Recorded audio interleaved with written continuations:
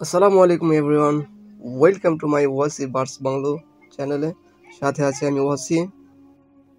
আসলে আজকে আমি খুবই এক্সাইটেড যে আসলে প্রকৃতি এমন একটা জিনিস যারা বলতে পারে না, শুধুই বলতে পারে না, বুঝতে পারে। আপনাকে যখন সে অনুকরণ করবে, অনুসরণ করবে, ভালোবাসবে, তখন আসলে এই প্রকৃতির প্রেমে পড়ে যাবেন। আর প্রকৃতির প্রেমে পড়ে যাওয়ার পরে আপনি বুঝতে পারবেন যে প্রকৃতি কত সুন্দর, আল্লাহর নেয়ামত। কয়দিন যাবত একটা কবুতরের বাচ্চাকে ট্রেন করতেছি, তো মাশাল্লাহ এই যে কবুতরটাকে ছাড়লাম, দেখেন ফ্লাইং করে আমার হাতে উড়ে আসতেছে। ও মাশাল্লাহ, কি চমৎকার একটা বিষয় না? অসাধারণ। তো আসলে প্রকৃতি যখন আপনাকে ভালোবাসবে না, তখন আসলে আপনি বুঝতে পারবেন যে প্রকৃতি কি জিনিস।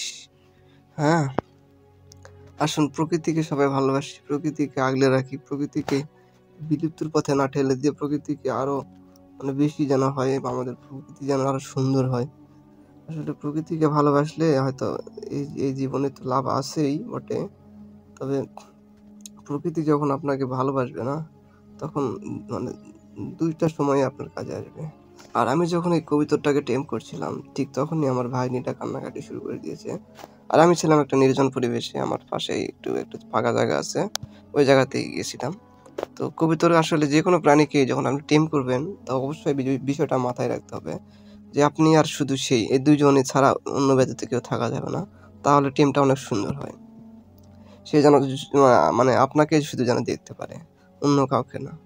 হ্যাঁ, এই জিনিসটা মাথায় রাখতে হবে। এই জিনিসটা আমার নলেজে ছিল না, এটা আমি হয়তো ইউটিউব থেকে ফলো করে এই বিষয়টা জানতে পারছি।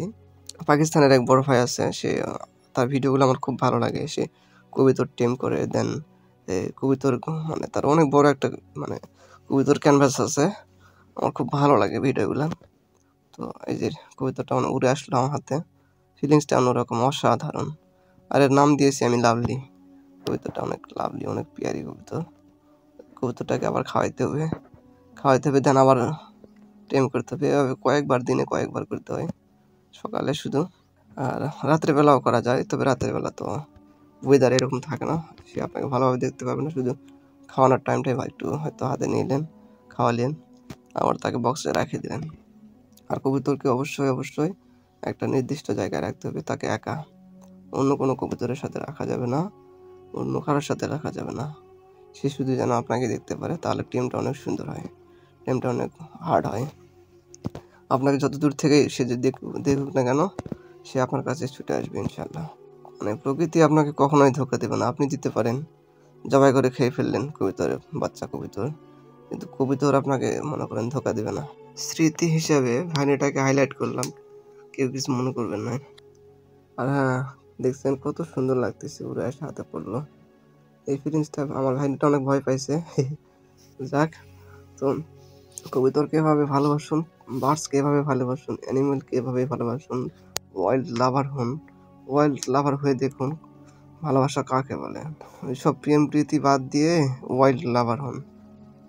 ওগুলো সব বেকার, কোনো লাভ নাই, বেকার।